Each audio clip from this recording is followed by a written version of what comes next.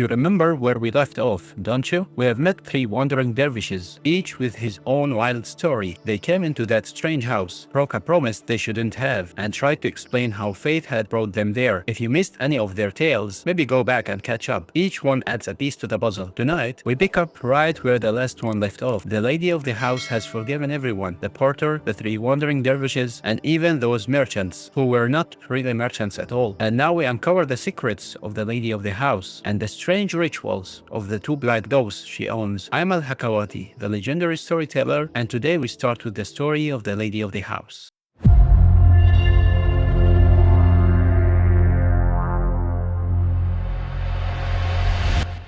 Shahrazad said that, after all that weird stuff at the house with the 3 ladies, the Caliph Harun al-Rashid walked out into the streets with his vizier, Jafar, and the guard Masroor. But the Caliph was still super curious, and he wasn't just about to let the 3 wandering dervishes drift off into the city again. They were strangers, travelers with no place to go, so he invited them to stay under his care for the night. Then, when the sun came up and the Caliph sat on his throne, he told Jafar to bring in everybody from that night, the 3 ladies, the 2 black dogs, and the 3 dervishes. And that's when the truth came out. The man they had all been hanging around with was actually the Caliph himself, Harun al-Rashid, the ruler of the Abbasid Empire. So when the Caliph gave the order, the oldest of the 3 women stepped forward. She admitted that the 2 black dogs were not just dogs, they were her own sisters. She said that once the 3 of them had lived well, same father but different mothers. When their parents died, each of them got an inheritance. The 2 older ones married and left with their husbands, taking their share of the money to start new lives in far-off places. But it didn't last. Their husbands twisted everything, and before long the men disappeared, leaving the sisters stranded and broke in strange lands. One by one, they came back home. The first was the eldest. She showed up poor, ragged, barely recognizable. But the youngest sister, the one who owned the house, didn't turn her away. She welcomed her with open arms, gave her clothes, and shared her wealth with her. A year later, the second sister showed up too, this one even worse off than the first. And again, the youngest didn't hesitate. She took her in, fed her, gave her shelter, and treated her with dignity. After some time, both sisters started saying they wanted to get married again. The youngest told them it was a bad idea, that nothing good would come of it, but they didn't listen. They went ahead, and sure enough, their new husbands tricked them and left them in disgrace. So they ended up back at her door again, and instead of turning them away, the youngest forgave them. She welcomed them back and said they were still the most important people in her life. They promised her they wouldn't go chasing after marriage anymore. For a year, they lived quietly and in peace. Then the youngest decided she wanted to go on a sea trip. She split her money. Half she left safe at home, and half she took with her. Her sisters didn't want to be left behind, so they begged to come. She agreed, and the 3 of them set sail together. But the winds pushed them off course. For 10 days they drifted,